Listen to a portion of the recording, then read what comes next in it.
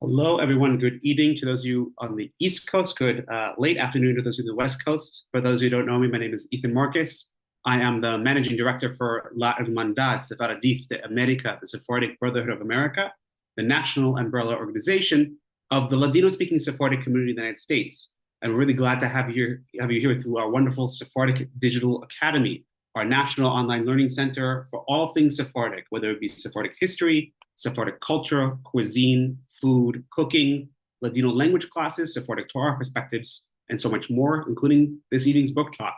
If you have not checked out our website before, I encourage you to see all our wonderful classes online. You can go to sephardicbrotherhood.com/Sephardic Digital Academy, or also check out our past classes online on our YouTube channel at youtube.com/Sephardic Brotherhood.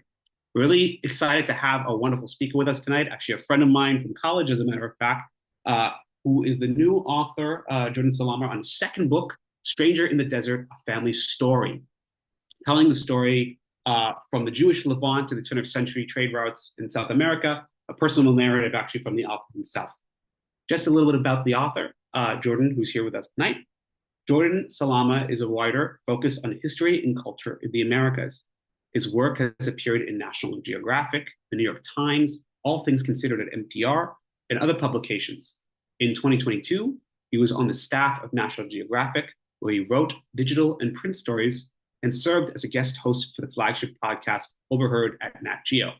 Salama is the author of Every Day the River Changes, a journey down Colombia's Rio Magdalena, which was named a Kirkus Reviewed Best Books of 2021, and a top new travel book by the New York Times.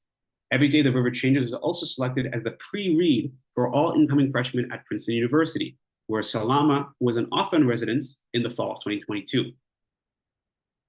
As an American writer of Argentine, Syrian, and Iraqi Jewish descent, Salama graduated from Princeton University in 2019. He has been based in recent years between New York and Buenos Aires, and you can follow him online as well at Jordan Salama 19 on his Instagram. Without further ado, Jordan, welcome. I'm just gonna unmute you and pop you right onto the video. Thanks, Ethan. This is great. And thank you, everybody who's here tonight. This is really cool for me because it's not every day that I can give a presentation for a Sephardic organization. This book has Sephardic history and Mizrahi history written all over it. And I'm just very excited to be here and also to hear your perspectives about it. The first thing I want to say before I start is that there's something that I have here, which I was telling Ethan about. It's pretty cool. It's called the guest book.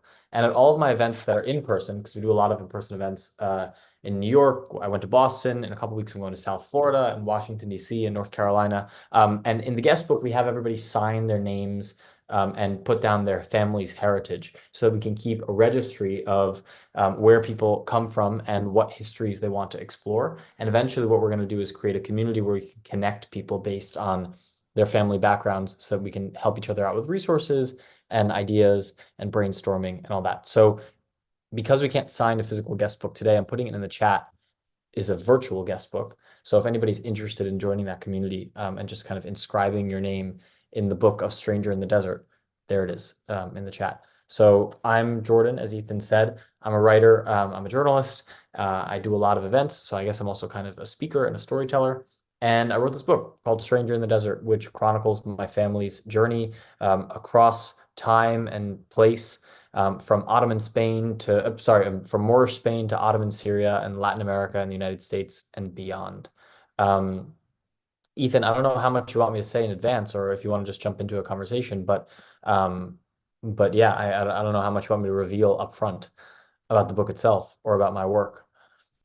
Maybe you can start just giving me a little bit more background. We heard a little bit of your intro from your bio, obviously, but maybe you can tell us a little bit more about your family's heritage and particularly your Sephardic heritage. Sure. So I was born and raised in the New York area, but my family comes from lots of different places. On my mom's side of the family, my mom was born in Baghdad in Iraq, and hers was one of the last Iraqi Jewish families to leave in the 1970s, and they came to Long Island, to Nassau County. And my father's side of the family are Syrian Jews who made it to Argentina and then kind of dispersed across Latin America. And my branch of the family made it in New York. So growing up, while the only language my family spoke to me was English, I heard a mix of Spanish and Arabic and Hebrew and French. And it is said that in my family, some people used to speak Ladino generations and generations back, which is something really interesting. But really, Arabic and Spanish are the two languages that are the most present in my family's history. Languages that I've tried to learn with varying degrees of success. Now I spend a lot of time working and living in Latin America, and I speak Spanish and I work in Spanish, but I'm trying to learn Arabic because I think it's a really important part of my family's history as well. And this book and this project is kind of my first professional gaze back towards my family's heritage as a professional storyteller. For a long time, I was kind of more interested in the regions of the world where my family came from, but always turning my gaze towards outward-looking stories. So I journeyed down the most important river in Colombia. I wrote pieces about taking the train across the United States or, adventures in Patagonia. Um, but now I realized in the past couple of years that what I really wanted to do was take a journalist's look at my own family's history and try to figure out how can you dive into a topic like genealogy using the tools of a journalist. So that's something that I've been doing for a while now, and I give classes and workshops about it. And it all kind of draws back to the fact that I'm a big mix of things, and a lot of this is just trying to figure out how that came to be and why. Great overview. So let's dive right into this book. This is your second book already. Well, mashallah, you're not that old, Thank and you've you. already gotten your second book. It's amazing. I haven't even to my first, let alone second, no less, which is incredible. And it's a really both your first book, which I've read, which is an amazing book, I encourage you all to read as well, and your second come from semi-personal narratives and experiences, right? So maybe you could talk about what first kind of triggered you to seek this out as a proper book that you really wanted to do, as opposed to just something kind of like you said, exploring your family's genealogy as a person. Because I know many of us, myself included, have explored our family genealogy, but we have never really thought about making it into an actual story. Definitely. And I love that the way you phrase it, because a big thing that I always think about is kind of telling the story of our families. It's so much more than the documents that we can discover and the DNA tests that we can do, but really, how do all the pieces fit together? And what is the narrative of our family that we want to tell? And depending on that narrative, like how does that affect how we feel about our own identity and our own place in our family and in the world? Um, it was interesting because I just told you about my family's background, the Iraqi side and the kind of Syrian Argentinian side. But the storytelling in my family was very different depending on what side of the family you were interacting with when I was a kid.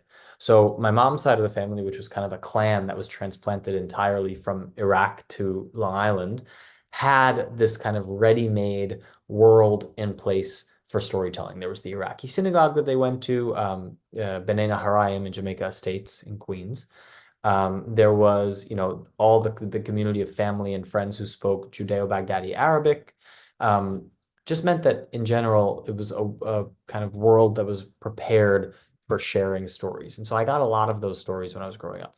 In contrast, on my dad's side of the family, abuelo and abuela live alone in Peekskill in northern Westchester. They're from Argentina.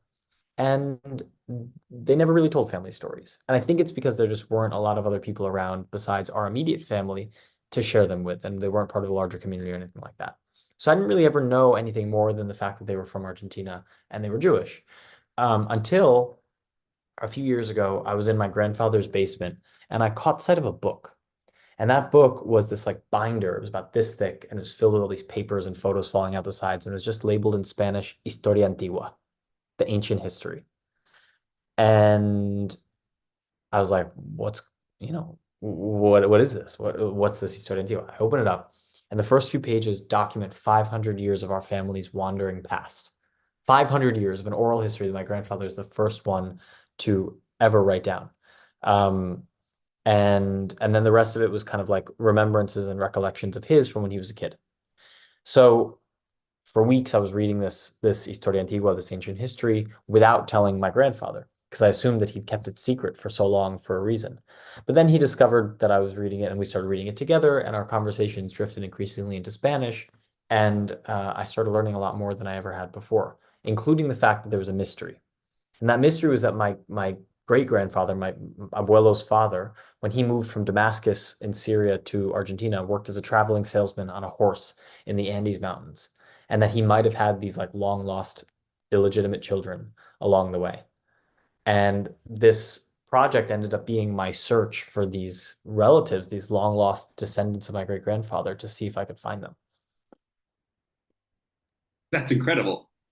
I'm sure that you didn't expect that to happen when you open a random book. All of a sudden, there's papers in the house. Most of the time, I'm opening up papers in my grandparents' house. It's just like random documents. They don't expect this incredible Right. stories. Wow, what a narrative.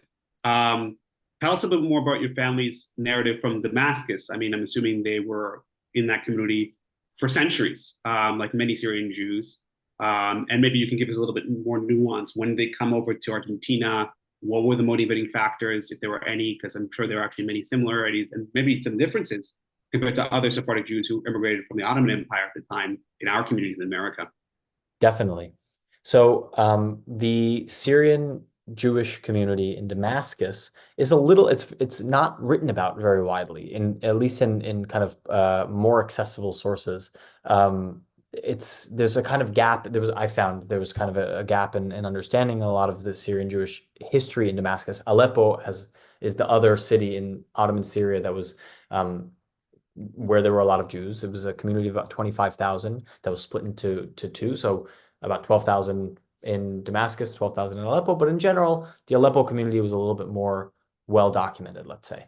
But my family lived in the old Jewish quarter of Damascus, which I can show you this very cool map. Can you guys see that? Yep. Okay, so this map explains a lot, which is very interesting. Um, this is a map that I found that was hand drawn by a man in Mexico who had Syrian Jewish ancestry, and it was then digitized in this way, but it's still very like homemade. And this map explains very well what Damascus looked like in the late 19th, early 20th century. This map, all the purple boxes are homes of Jewish families, and then you can find what families they were, or some stores, some synagogues, and match up where your family lived in old Damascus, according to the memory of this man and his friends who used to live there in like the 20s and 30s. So why am I showing you this map? Because if you look at the last names of this family, of these families, it reveals a lot about the checkered past of Damascus, which was a crossroads of trade in a lot of ways on the Silk Road, but also it was a place where a lot of different Jewish communities commingled. So there were Sephardic Jews, like original Sephardic Jews, like from Spain, who made it to Damascus by way of places like Rhodes and Salonika and Italy. A small part of my family, that part that was kind of first chronicled in the Historia Antigua, likely came in that way to Damascus. But a large portion of the families in Damascus were these kind of original Mustarabi Jews, Mizrahi Jews, whose, for generations and generations, thousands of years, were in the Levant. But the last names are really indicative of this. So you have names like Romano, the name of the guy who made the map, Michael Romano Caraque. Romano suggests from Rome. You have Lisbona from Lisbon. You have Iskandarani from Alexandria. You have what else here? Last names always have significance and are super revelatory. I don't know, Ethan, help me out here. If you see one that you find interesting. Well, I see. What's very interesting to me, this is an incredible find. This is not an easy thing to find. If many of you know, with families from places like Salama or Izmir, it's been a very hard process to document these once fantastic, major Jewish communities and where people used to live in the houses and the institutions. But it's been done over a period of decades, and the fact that Jordan has this is incredible. But like Jordan said, I'm noticing something very interesting about the last names, that they're actually, at least in my Greek and Turkish community that they're represented by the Sephardic Brotherhood, there are many common names here, like Romano, like Lisboa, like Elias, right? Like Mizrahi. Like these are several common names you'll find in Sephardic communities that you can essentially derive lineage back to Spain and or Portugal. So those are families clearly that have that lineage to Sephardic lands. But you also see other names here in this list, which are fascinating, which clearly sound like, lack of a better word, Arab names, right? Arab Jewish names, right? Yep. Haspani, right? Like that would not be necessarily a Sephardic name from Spain or Portugal. So you can see, often there's a debate today, and correct me if I'm wrong, Jordan, but there's a debate today about whether or not Syrian Jews would be described as Sephardic or as Arab Jews. And the answer is that they're a little bit of both, depending on where the family heritage came from, which is just always a fascinating dynamic compared to, let's say, Iraqi or Persian Jews who have been there well before the expulsion and predominantly still documented themselves well before the expulsion as communities. Exactly. And that nuance, I think, is really cool and important to dive into the history of why that nuance is there as we start to, because, as we think about our heritages and where we came from, it's very likely and very possible that most of us, at least those of us who come from Syria, are a mix. It's not like my Iraqi Jewish family, which, like you said, was there since the kind of Babylonian exile, right? As according to the family lore. This was like little bits might have been there since came from the Babylonian exile from Baghdad and migrated at some point to Damascus or Aleppo. Others might have migrated from Spain, from Turkey, trading along the Silk Road. That was another way that this community kind of had this big mix. So it's really cool to see that in this map, which is also in the book, printed in the book, which I think is an important thing. What I wanted to do with the book was to make it kind of like the Historia Antigua in a way that it was not just my story, but also materials that give clues towards my search. So maps like this, Facebook posts, and legends like in comments that people would post on Facebook, um, which is cool. So yeah, that's this map, and I'll leave it up here while we keep talking for a little while, so people can explore and maybe try to find their last name if that's interesting to you. But you asked also kind of what was the migration to Argentina and why did that happen? And that story is really interesting because it happened, predominantly around the turn of the 20th century. And there were a couple of factors at play. One was a lot of these families traded on the Silk Road. They were land caravan merchants, spices and carpets and, anything that you could think of that would be traded between Persia, the Central Asian steppe, the Levant, Iraq, Turkey, and Greece and beyond. Like these families were involved in these trades. But when the Suez Canal was finished in the mid to late 19th century, that really cut up the old Silk Road. And so a lot of these families went out of business, and Damascus went into economic decline because it's not a port city either. So suddenly, as like a kind of land trading center, there was very, very hard times, especially for Jewish families economically. So that was like the first thing that happened, that there was a small trickle of migration, but it was really just kind of economic difficulty. Then, with the Young Turks Revolution in the beginning of the 20th century, Ethan, as I'm sure you know, with the Ottoman Empire kind of collapsing and the onset of World War I, Jewish men were started to be conscripted for obligatory service to the Ottoman army.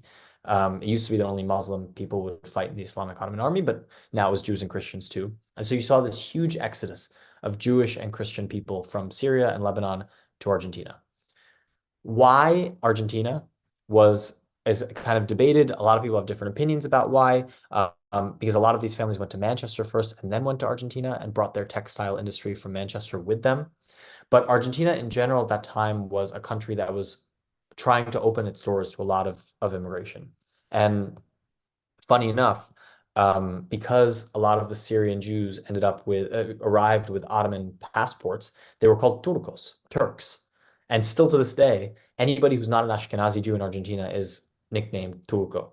And around Latin America, that name has stuck for other countries that received Ottoman Jewish immigrants. But in like Colombia, for example, to call somebody a Turco is an offensive thing to say to a Syrian Jew. Whereas in Argentina, it's more of a like source of pride. So this migration was vast. There were, we don't know exactly how many, but we're talking about like tens of thousands of people. Well, about 10,000, almost all of the Syrian Jews basically left for the Americas. And the first big wave was to Argentina. So now you have a vibrant Syrian Jewish community still in Argentina today that's descended from this initial migration. And what did they do when they went to Argentina? They worked as traveling salesmen again. I mean, this is incredible. Also, I'm fascinated with the fact they were called Turcos because in the Ottoman Greek, what's today Greek and Turkish Sephardic community, right? The Ladino speaking Jews. I'm gonna pop my stuff over here. And Yeah. the Greek and speaking and Turkish Jews, we call ourselves Turcos, right? We call ourselves Turks, right? Like or like Turkinos, right? We would really use the word Turkino in Ladino, right? So to use that also in a Syrian context is fascinating because, frankly, for the Ladino speaking Jews, we would never refer to Syrian Jews as that. We would refer to them as Halabim, right? The Jews from Aleppo, Halab, or Shamis, right? From Shamis, from Damascus, Right. basically, like the two major hubs that you mentioned. Um, but I'm curious, you have multiple waves, right? You have the waves to Argentina, you have the waves to Mexico from the Syrian communities. You also have the waves to obviously the U.S., particularly Brooklyn, right? People know of initially the Lower East Side actually in the 20s. But do you know why your family went to Buenos Aires as opposed to Mexico or the United States? So some of my family went to Mexico. in that first wave of distant family members of mine. My great grandmother's brothers, couple of sisters and brothers went to Mexico, but she went to Argentina to meet my great grandfather because they'd already been going out in Syria. But why my great grandfather, who was the first one to land in Argentina, chose Argentina is one of those mysteries that we never found out.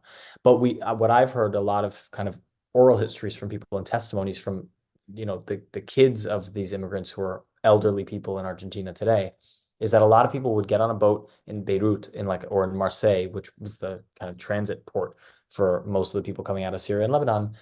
They would say, "Take me to America," and because everybody wanted to go to the United States, the shipping companies, the passenger boat companies would literally just, if they didn't specify, they'd be like, "Okay, well, if it doesn't really matter to you, we're going to send you to a different part of America, South America," and that might be a bit of a kind of old urban legend, but it's what a lot of people say happened, and that a lot of people didn't have a choice in the matter, even if they had an idea they wanted to arrive in Brooklyn. And so then there was a lot of like moving around. Yeah, just imagining, matter of fact, okay, yeah, drop me off anywhere in America. It's like, where in America? It's like, oh, I don't care. It's like, okay, so I end up in the actual opposite of New York City as you could possibly get in the Western Exactly. Hemisphere, which is kind of Yeah. unbelievable as a concept. But then that's why it's so interesting because you see these internal migrations where suddenly the Syrian Jewish community in Brooklyn is connected to the Syrian Jewish community in Buenos Aires, which is connected to the Syrian Jewish community in Mexico. And so family members of mine who ended up in Mexico during that first wave, when they were older, they moved to Argentina. And then some people in Argentina ended up moving to New York. Like there's these internal circles and cycles, which are super fascinating too. It's also interesting today. Even today, there's a lot of interaction within the Syrian Jewish world, this global Syrian diaspora, right, between Brooklyn and Deal, New Jersey in the US, and also LA to some extent in South Florida, and then with the communities in Panama City, with communities in Buenos Aires, communities in Mexico City, with the communities in Israel. There's still a lot of interaction, which is very fascinating. And even also in Brazil, obviously, as well, that even that global connection, that global diaspora is still really well connected. And like the families that go back generations that are still well connected as well. I mean, you're a perfect example of that, considering that your family came from Buenos Aires. Right. Interestingly, though, and this is something that I like to talk about a lot about the nuances of migration, is that when my grandparents moved from Argentina to the United States to New York, they moved to Brooklyn, but they very quickly then moved to Peekskill in northern Westchester. Why was that? Because my grandfather is a doctor and he tends to Latin American patients, like his patients are from Latin America and his from throughout the decades. And during that time, it was just a lot of Argentinian and Uruguayan migration to Peekskill and Ossining, these towns, just an hour north of New York City. And they ended up moving towards the place where the Argentinians went, not where the Syrian Jews went eventually, which I find to be interesting. It's fascinating. I mean, it's also a mesh of cultures, right? Again, I'm using the Greek and Turkish community as an example. When many Greek Jews first arrived to the United States, the very early arrivals in the even the first ones in the late 1890s, early 1900s, where would they go? They wouldn't necessarily feel welcome in the Ashkenazi community of the Lower East Side. So would often go and befriend fellow Greek Christians or Turkish Muslims who had settled on the Lower East Side, and they'd feel more comfortable in these environments. So it makes total sense that the language barrier and cultural similarities would obviously lead them to believe that they feel more comfortable and more attuned to being with the Latin American community in the Peekskill area, which is fascinating. Right. I have a question though. You'd mentioned about the word turco and the Greek and Turkish community call themselves turquitos or turcos. Why? Turquino, yeah, Turquinos, yeah. Turquinos. Because in Ladino, Turquino literally means a Turk, right? Like you were Right. all like, think about the time, like you mentioned. For those of you watching, you have, as Jordan mentioned, the Young Turks Revolution of 1908, where basically the Ottoman Empire reforms under a more nationalistic scope. So instead of to be Turkish, what did Turkish in the previous era of the Ottoman Empire, before the 1850s, but starting into the 1850s all the way through 1908, when the Young Turks Revolution occurred, you have the identity of a Turk being a Muslim, principally, right? So Jews, all the minorities, Jews, Armenians, Christians, are taking the side of what's called dhimmi, right? A second-class citizen. Basically, as long as they paid a special tax called the jizya, and kept to themselves, they wouldn't be bothered, and they also wouldn't have to serve in the army, right? That also meant, though, you were a second-class citizen. You weren't really a citizen of the country, of the empire. You would just happen to be living a resident. It's almost like residency versus citizenship, right? with the Young Turks Revolution, with the period of kind of decline of the Ottoman Empire, you have the sense that, no, we're not all individual communities, right? The Jewish community, the Ottoman Ladino-speaking community had their own language, stayed within themselves, had their own court system because of the system of government that the Ottoman Empire allowed for. Each of the minority communities had their own courts, had their own governance system. Like if I, let's say, was in a financial dispute with Jordan 150 years ago, we would go to the local rabbinical court, the Bet Din. We wouldn't go to the civilian court of the Ottoman Empire. And that Bet Din would carry the force of law of the state. That doesn't happen anymore post 1908, right? You have civilian courts, you have state courts, but more importantly, you have this identity of a national Turkish identity. You don't have to be Muslim to be Turkish. Anyone is an Ottoman citizen, right? You don't have to be that, idea of a Muslim. You can be a Jew and an Ottoman citizen, a proud Ottoman citizen. So that's why the Turkino starts playing a role, right? When you're referring to Turkino, and also it can even be a nuance within the Ladino-speaking community. So if your family's from Salonika, you're Salonikli, you're not necessarily Turkino, depending on the time period you come. It's a very fascinating dynamic. And the time you come to America, in this case, it could be also Argentina, right?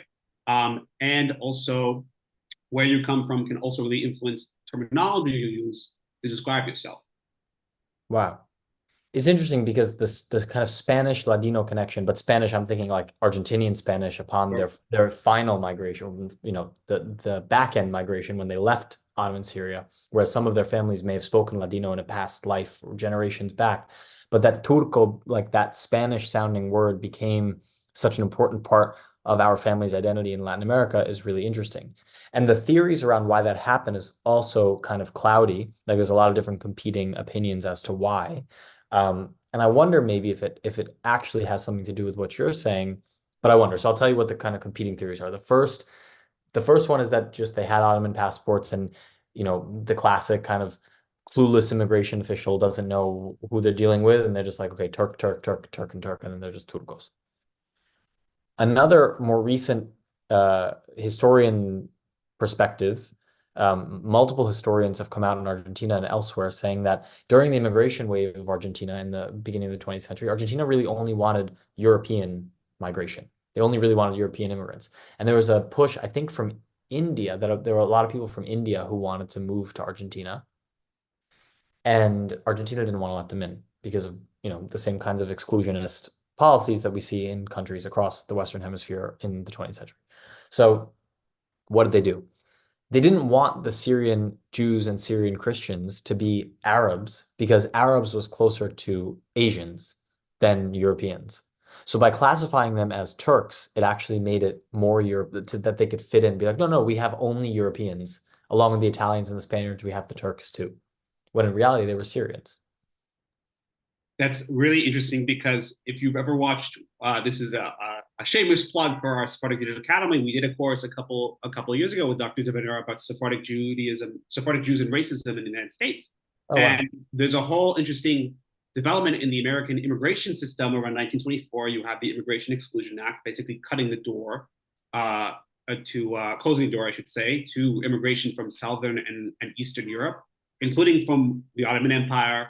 Right, people who were basically, at the time, people of Italian descent, people of Greek descent, people of Turkish descent, were not considered Europeans. Or if they were Ukrainians, they were considered, lower Southern Europeans, which had a lower class status or lower racial status in these really racist dynamics that were happening at the time. But if you look at the list and how they describe Turks were kind of this gray area, right? You said between not quite European and white, but not obviously Arabian or African. So they weren't really sure how to place them. So it was really ad hoc in how the people described it. So much so that you have a case, I'm forgetting the name of the case now at the time, with a guy who comes from, I'm forgetting now. I think it could have either been India or Iraq. He's coming to America. The immigration court wants to throw him out for not, essentially at the time, the minimum for immigration was essentially being white by 1924. You had to be white to come into America. And so he says, of course I'm white. Look, I think he was Syrian. Actually, he was Syrian or Lebanese. Right. Yeah, he was Syrian or Lebanese on the Syrian-Lebanese border. He says to the immigration court, look, Jesus was from the same region as me. How can Jesus not be white? Therefore, I must be white. And the immigration judge says, you're right. I'll allow it. So he gets in using that kind of pejorative, but like playing into the system. So it's a fascinating thing how these racial dynamics also play into identity at the time of these really changing ways of how we view the world.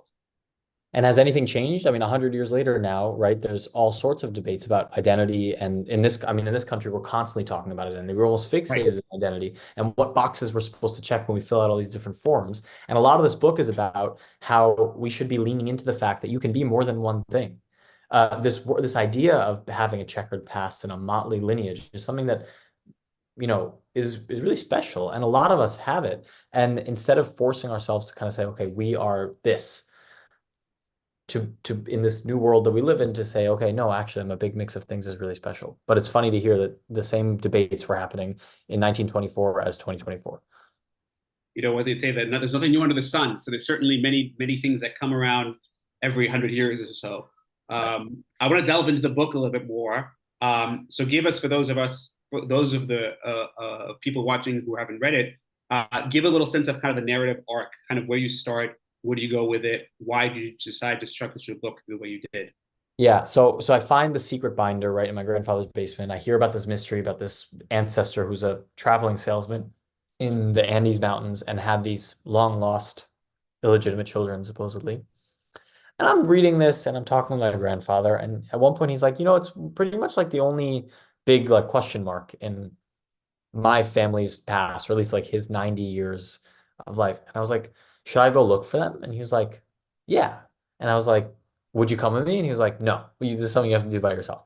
So the story of the book is structured as a kind of road trip. It's kind of like a road trip movie. It's like a road trip across Argentina in search of these long lost ancestors. And along the way, I'm like staying with people in their homes, from traveling salespeople today to folk singers and shepherds. I sleep out in the Patagonian steppe with a gaucho, and we share stories. So it's like a mix of Argentinian history, of Jewish history and Syrian history, and kind of cross-cultural understanding. But at its heart, it's a story of a young person's journey, meeting some people along the way who help me understand a little bit more about why my family is the way that we are because of the people who came before us.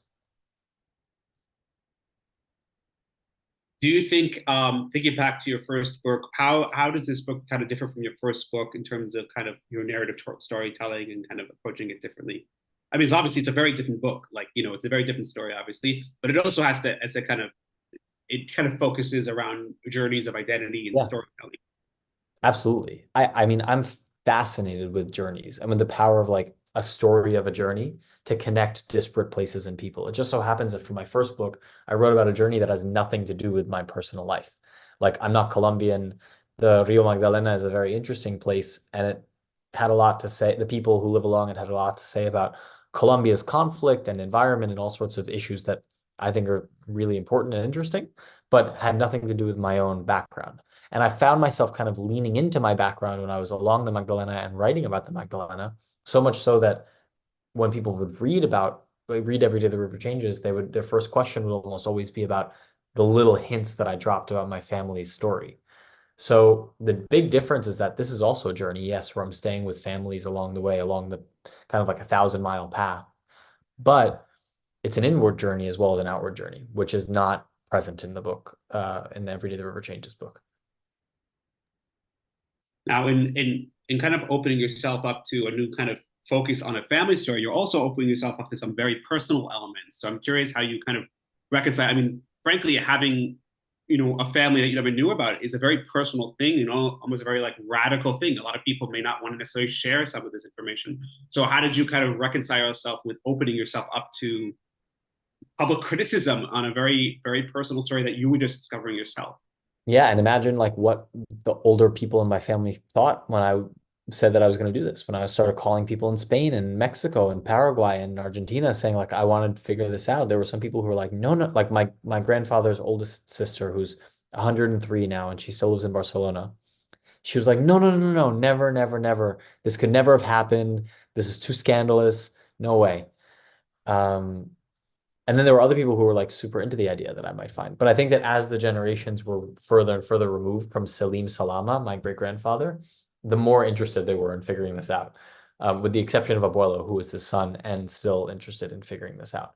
But, it's like not the easiest thing. And the fact that it's all going to be public, like you have to be very careful about what you say and what you find you can't control. Um, but yeah, I think that I mean, the project itself also kind of profoundly changed who I am as a person. In the simplest sense, like Spanish just wasn't part of the fabric of my existence when I started this project. And so in searching for these long lost relatives, I suddenly connected with cousins that I didn't really have a relationship with before who live in Argentina, for example, or in Mexico. Spanish became a regular part of my daily life. Like half of my life now exists in Spanish, no matter where I am.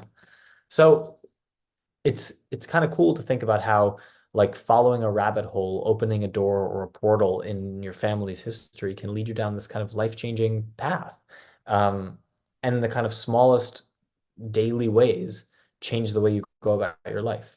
And that to me is the thing that when I look back on it and I think about it, and I hold the book in my hands, I'm like, yes, I have the book, but more than like so much more than the book. It's like this kind of never-ending identity project.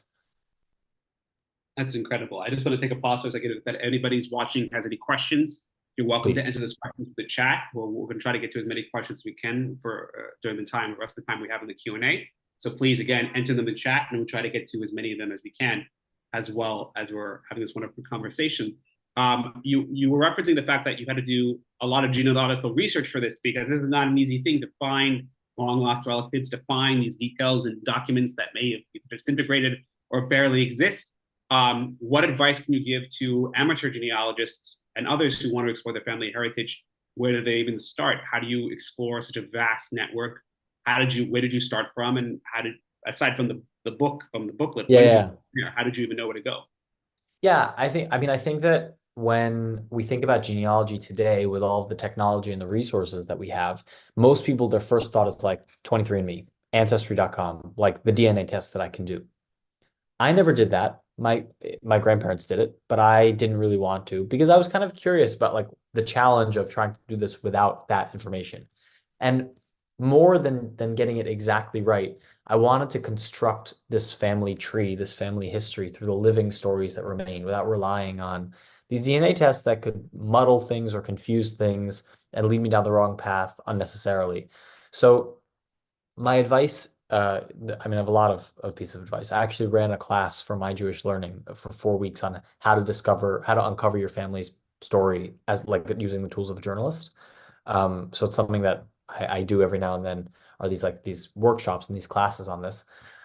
But I think that focusing on the elements of story as opposed to getting every detail exactly perfectly correct, like finding that birth certificate or getting the last name spelling perfectly right, when in reality, there probably wasn't a correct spelling of that last name ever. That's like the first step is open yourself up to the idea um, that you're not going to get everything right. And you're also not going to find everything out.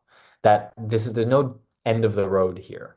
That it's more like an endless, bottomless barrel, and you're just kind of like pulling out things your entire life, and it's a journey. It's not like you're going to figure everything out at one point. Um, but I think that the biggest tip would be tell your story and what you're trying to find to as many people as possible. And that's one way that social media and technology actually works really well, is that I've found great success with Facebook groups. There's a Facebook group called Tracing the Tribe that's amazing for Jewish genealogy and solving these mysteries. There's a Facebook group I think it's called Sephardic Diaspora. Do you know that one? It's very, very good for the same things. Yeah, it's a popular one for sure. It's awesome. And then there's also these like niche place-based Facebook groups that maybe aren't explicitly Jewish or history related, but have a lot of people who like to reminisce. And so if you're someone like me who's following a route that you kind of have more or less an idea of where it starts and where it ends, you can do it by place and start broadcasting your story. I went on a lot of local radio stations, newspapers, and things like that, and just telling the story as much as possible. And you'd be surprised at how many people come out of the woodworks and say, interesting, my story has something to do with yours.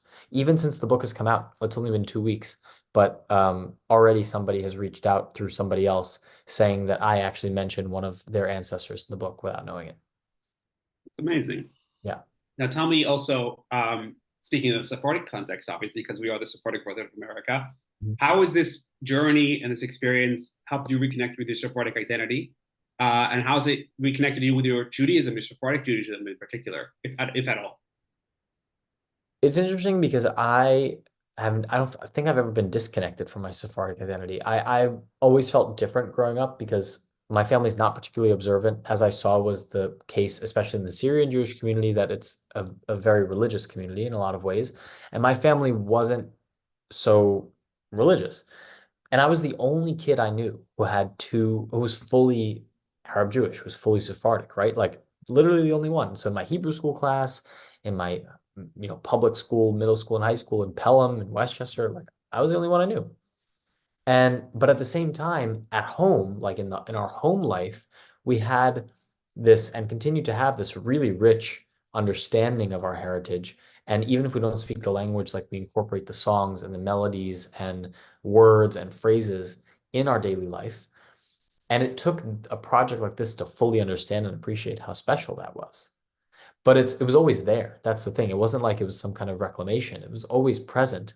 And that's the other advice that I would have for people who are interested in kind of rediscovering and reimagining your family story is understanding the way that your family story manifests itself in your daily life in ways that maybe you might not have noticed, that are so everyday and mundane that you're like, oh, this is just a thing that we do.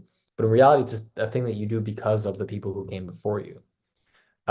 So for me, that was a big realization. I was like, oh my God, we do this because we're Iraqi. Oh, we do this because we're Syrian or Argentinian.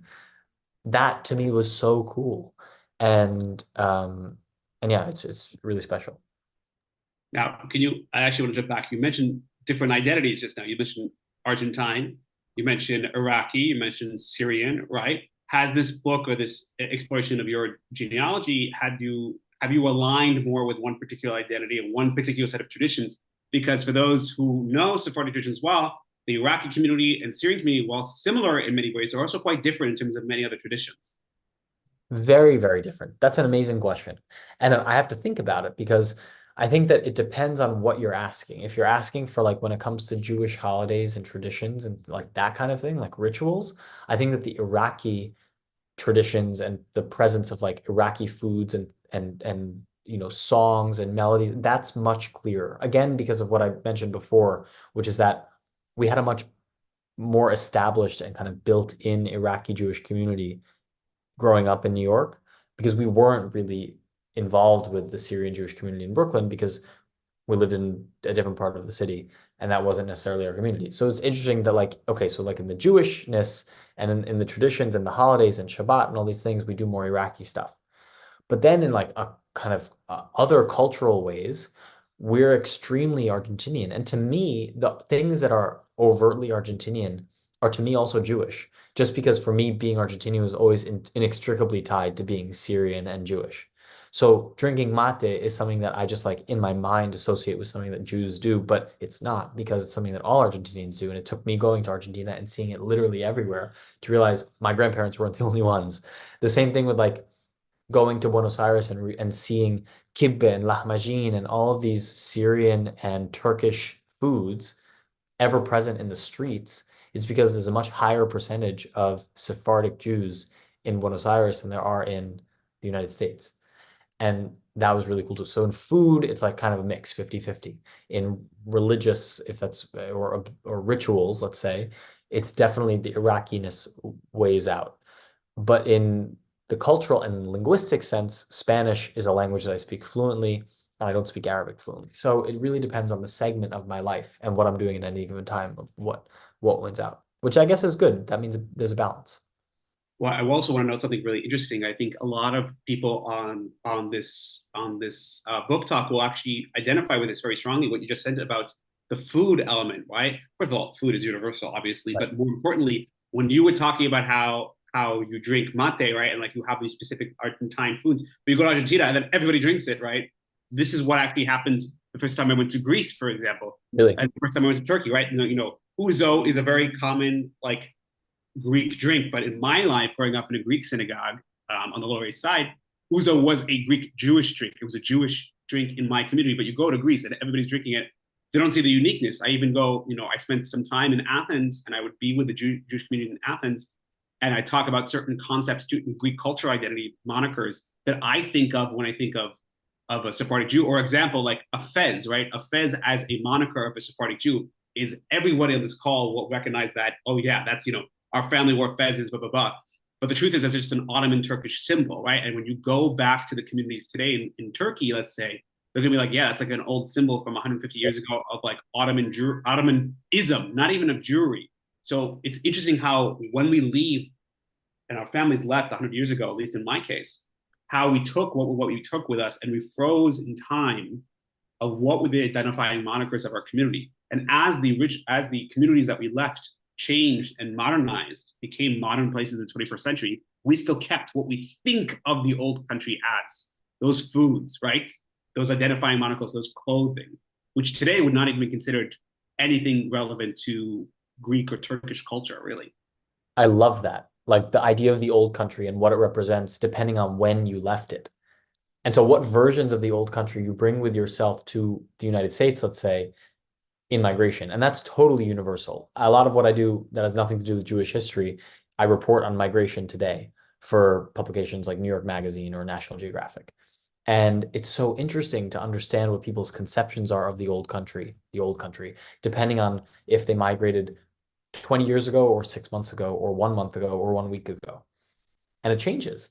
One of the ways that that's definitely clearest in all cases, be it Jewish or not Jewish, is in language. I think it's so interesting to hear my grandparents speak Argentinian Spanish versus going to Argentina today and hearing young people speak Argentinian Spanish, because you realize that my grandparents speak a 1960s time capsule of Argentinian Spanish that now you can only really hear on television. I'll do one more for you. When I spent my year in Greece in Athens, I knew very little Greek, but I took some in undergrad. But I learned some words and phrases from my community of particularly Greek immigrants who were Holocaust survivors from Athens who left in the 50s. And I took that Greek with me, those few words and phrases.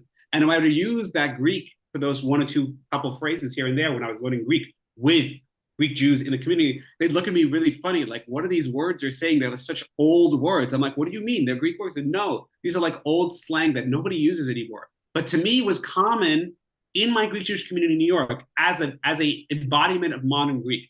So it's fascinating that even when taking that back to the again old country to my experience, using those words that I thought were modern Greek words, the world changes, right? Like the modern Greece today is not what it was back in 1950. It's 70 years almost. Right. I'll give you one more interesting example, which is that I talk to a lot of Iraqis in Baghdad today, like Iraqis that are not Jewish. We talk over WhatsApp and on Facebook. And whenever I send them videos of people in my family speaking Judeo-Baghdadi Arabic, a lot of them will be like, why are these people speaking the Mosul dialect of Arabic? And I was like, Mosul, like Mosul, a city in the Kurdish region or of northern Iraq. Like, why Mosul? Like, that doesn't make sense. So then I had to do this whole like research thing. And it turns out that the Judeo-Baghdadi Arabic, which is so old, originated in the north of Iraq. And so it's more similar to the Maslawi dialect of Iraqi Arabic than the Baghdadi Muslim dialect of Iraqi Arabic.